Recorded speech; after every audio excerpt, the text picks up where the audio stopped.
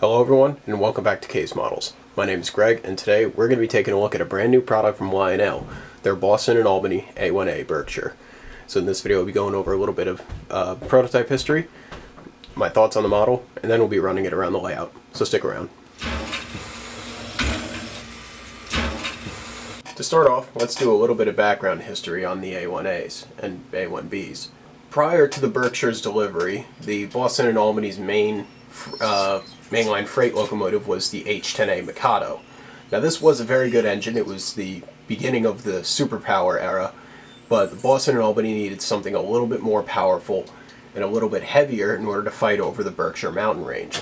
So that's where they came up with the Lima, then would come up with the design for the A1 Berkshire. The first order was in 1925, which comprised of the class A-1a for engines 1400 to 1413, and those would be delivered around 1926.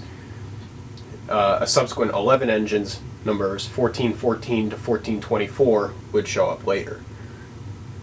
These engines would be incredibly successful on the Boston and Albany, surpassing the H-10As and becoming the premier mainline freight power on the Boston and Albany.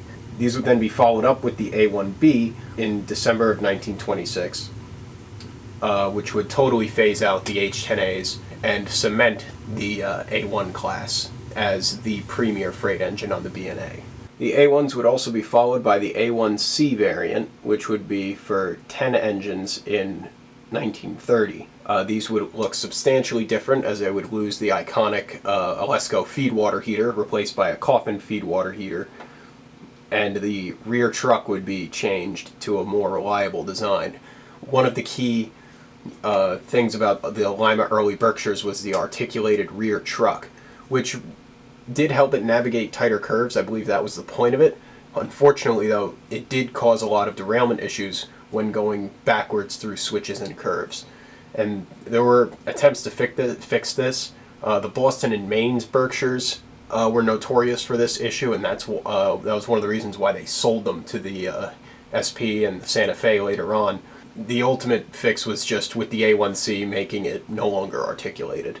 The A1c would also lose that prominent outside dry pipe, which was an iconic look on both the H-10A and the A1a and A1bs, and it would be moved inside to the boiler. This gave them the nickname the sports model, since there was a much cleaner looking engine. Overall, the B&A would come to own 55 Berkshires between the A1, A, B, and C classes. And another engine that these pushed out was the NE Articulateds, which were 2662s that were used as pushers on the Berkshire mountain range, but were quite slow. So these engines would pretty quickly speed up traffic on the line and provide better service. As for its legacy for the rest of the New York Central, Berkshire designs pretty much stayed only on the B&A, and later the emergency power A2s for the Pittsburgh and Lake Erie. The rest of New York Central elected to stay with the 482 Mohawk design, as the L2s turned out to do a lot better on the flatter rest of the New York Central system, and that would then become, the L3 and the L4 designs. While this type of engine was very specialized, used mainly in one area of the New York Central system, it did have greater effects on how New York Central's design philosophy would continue and lead to the development of many more famous designs. Unfortunately, as is the case with most New York Central classes, all of the Boston and Albany A1 Berkshires were scrapped in the late 40s, early 50s. There are no currently surviving to New York Central Berkshire classes of any kind. Alright, now let's get into the model. So these were cataloged in the 2022 Volume 1 catalog.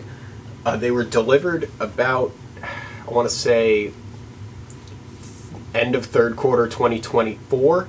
So that puts them about a 2-year delivery, which is I think about twice as long as the usual Lionel product. I believe the reasoning for this was Lionel had issues with the tooling. Either the original K-line tooling broke or was lost, and it had to be retooled.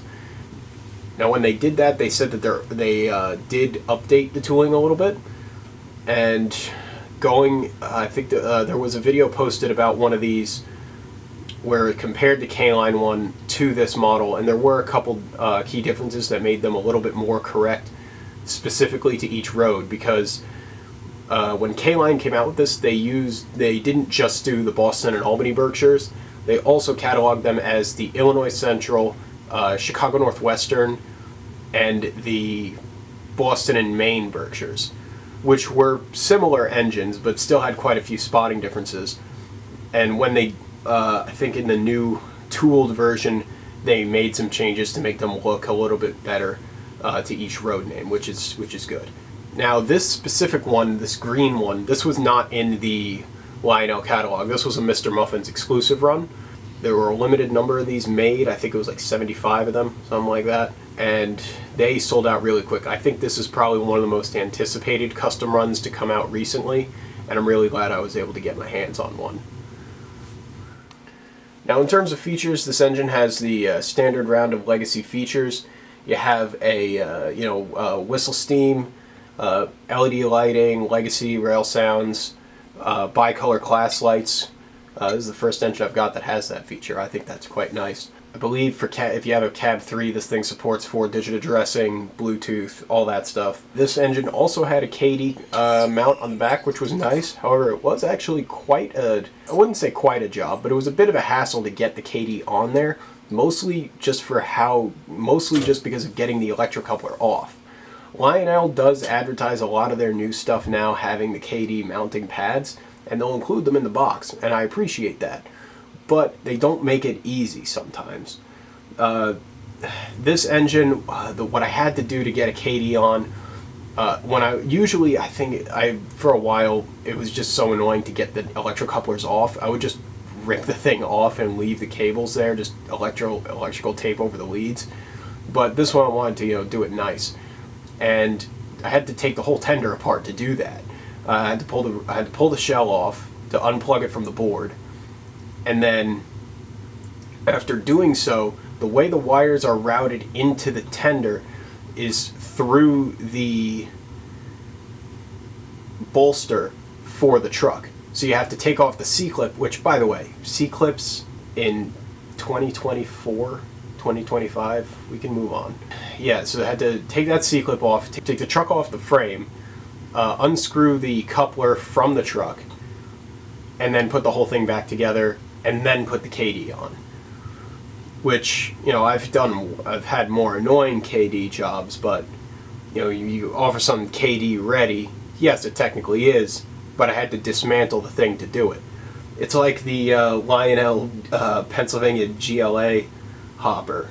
That was like their first KD compatible car, but I had to Dremel half the truck apart to get a KD to fit in there, even a short box KD.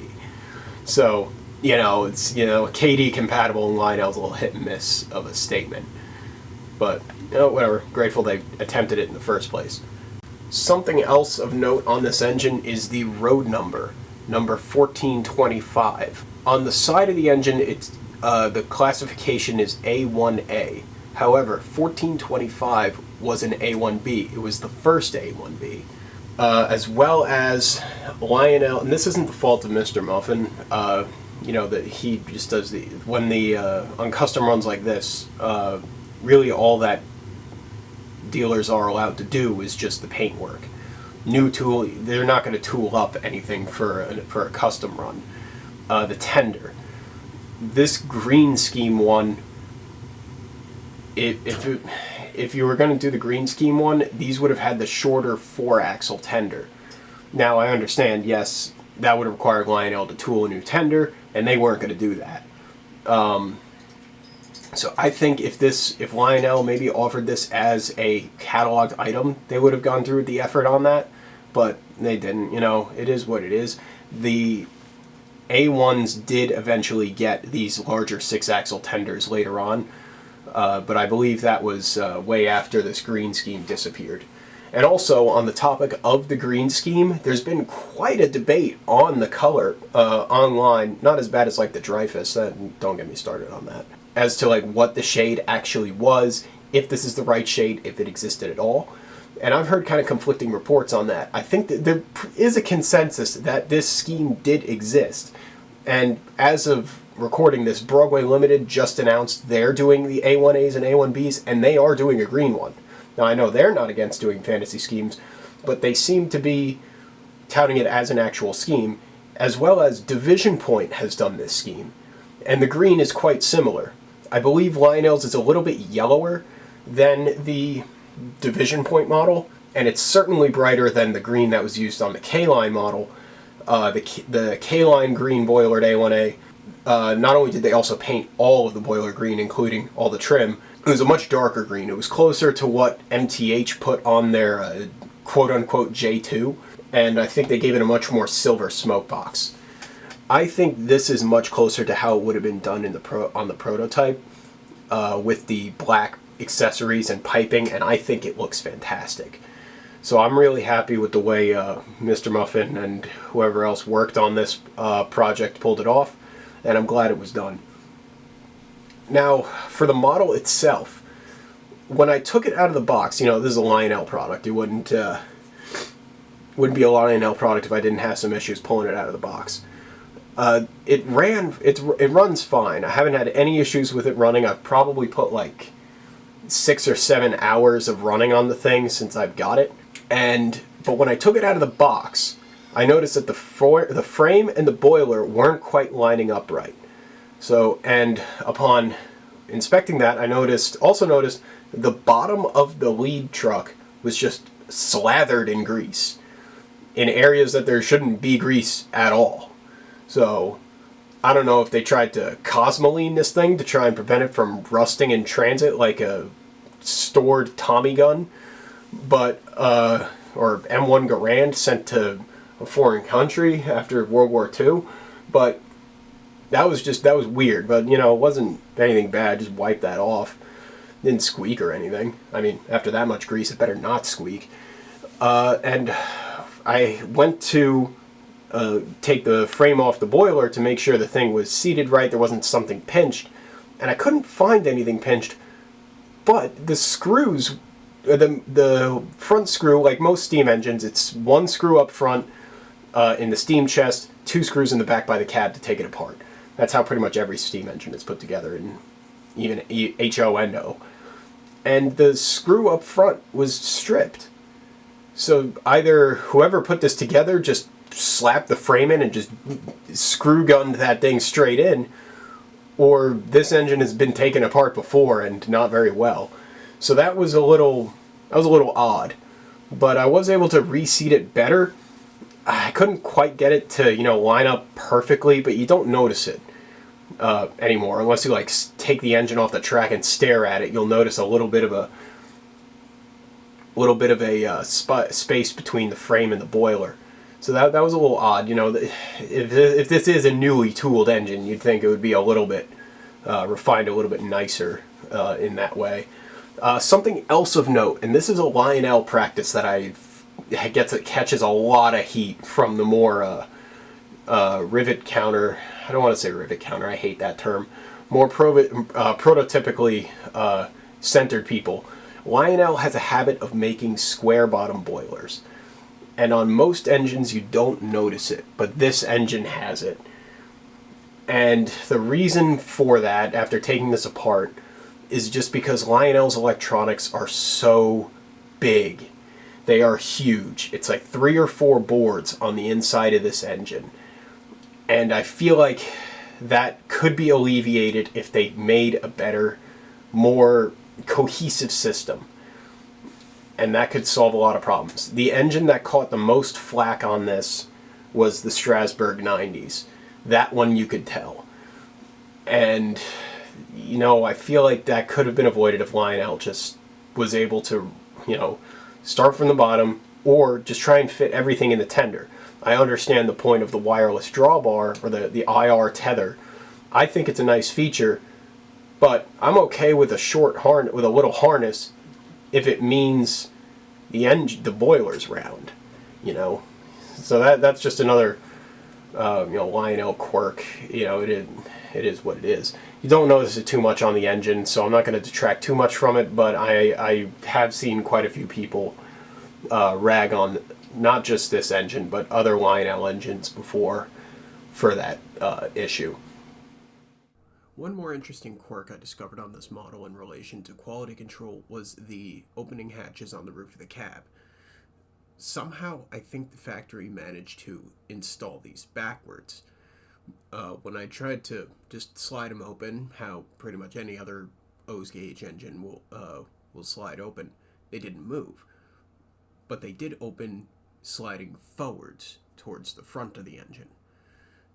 Now, looking at the way they were constructed, they're just two pieces of plastic that slot together, and I think that they just put them in backwards.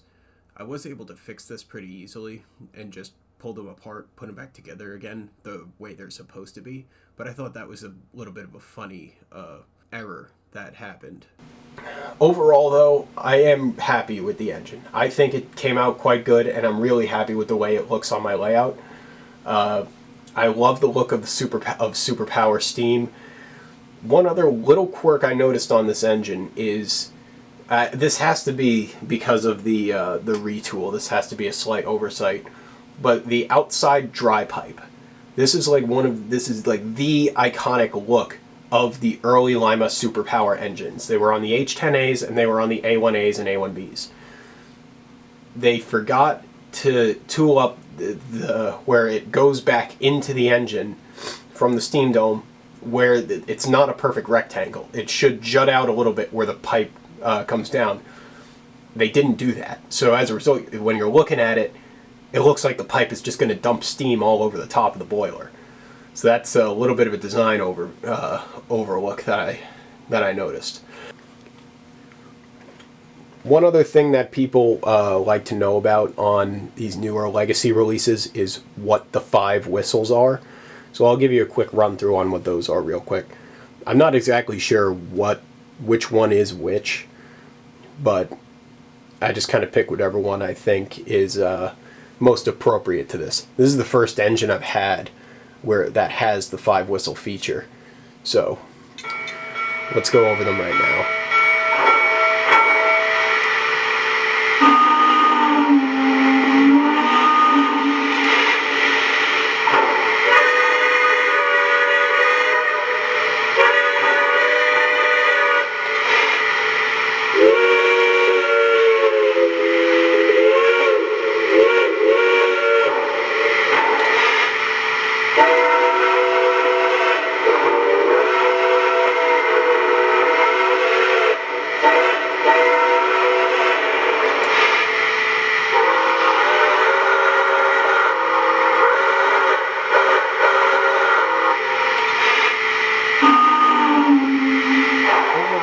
Besides those, nitpicks, I'm really happy with the engine. I think this came out really good. It's been running really good. I think it looks really good on my layout. I love the look of Superpower steam engines, which you'll be seeing another special Superpower steam engine review coming up here soon. And I think this is going to make a good spot. This is going to fill in a good spot on my roster of New York Central Steam. And without further ado, let's get to running this thing.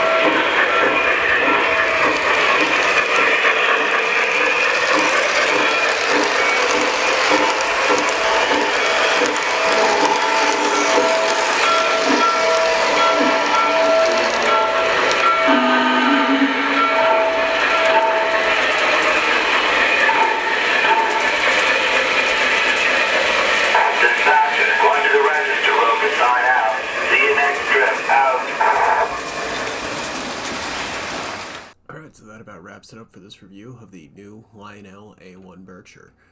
I'm really happy with the way this engine came out, and I'm glad to finally have my hands on it. And with that, I'd say that about wraps it up for this review. Thank you for watching, and hopefully I'll see you in the next one very soon.